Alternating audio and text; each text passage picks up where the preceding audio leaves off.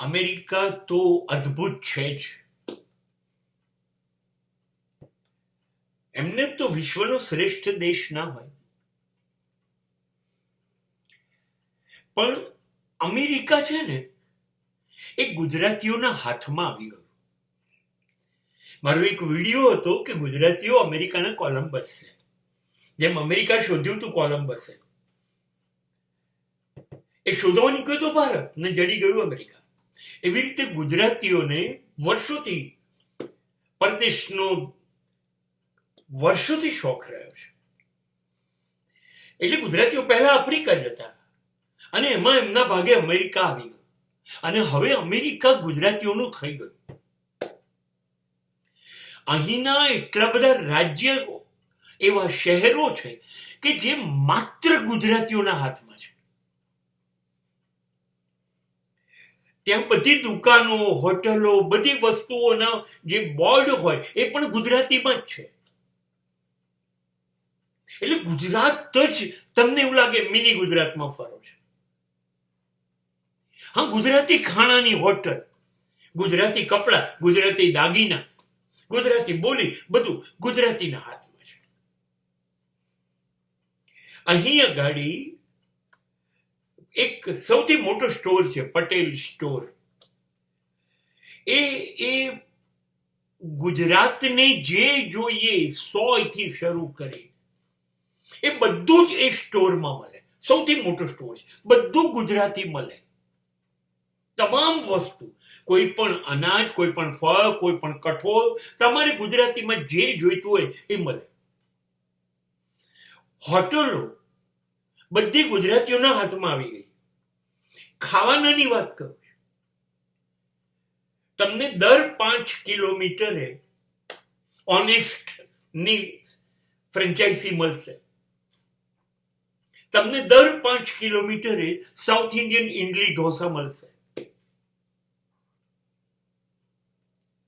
ગુજરાતીઓએ હોટલો, જમવાનું પોતાના હાથમાં રાખ્યું છે. એવી રીતે રહેવાની હોટલો, એને મોટેલ કહે છે આ લોકો, રહેવા માટે. એ પણ 80% ગુજરાતીઓની છે. ગુજરાતીઓ અત્યંત સમૃદ્ધ થઈ ગયા, પૈસાદાર થઈ ગયા. પણ ગુજરાતીઓ કોઈ પણ રીતે અમેરિકાને નડતા નથી, ક્યાંય નહીં. ગુજરાતીઓને કશામાં રસ જ નથી. એ કશાને ડિસ્ટર્બ નથી કરતા. એમનો મૂડ આવે તો સરકારને મદદરૂપ બને. જેમ કે આ વખતે ટ્રમ્પને ચૂંટવા માટે 60 લાખ ગુજરાતીઓએ મત આપીને જીતાડ્યા. જરૂર એમને લાગ્યું કે આ ચાલશે, આ ગુજરાતની, ભારતની ફેવર કરે છે. તે સિવાય એ લોકોને રાજકારણમાં રસ નથી. ગુજરાતીઓ કોઈ અનૈતિક ઘટનાઓમાં પડતા નથી, ખોટી બાબતોમાં પડતા નથી. એનો સવાલ છે આપણે ક્યાંથી પૈસા કમાઈ શકીએ. મોટા મોટા બિઝનેસ એમના છે, પેટ્રોલ પંપ એમના છે, હોટલો એમની છે, મોટલો એમની છે, કરિયાણાના બજાર એમના છે, શાક અને ફ્રૂટની દુકાન એમની છે. એટલે ગુજરાતીઓએ અમેરિકામાં પૈસા કમાવા સિવાય કોઈ બાબતમાં રસ લીધો નથી.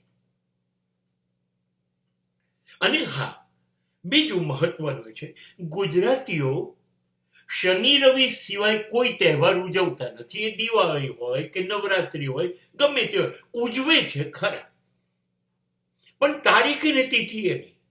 શનિ રવિમાં પણ જ્યાં જ્યાં ગુજરાતી મંડળો છે એ બહુ અદ્ભુત ઉજવણીઓ પણ કરે છે.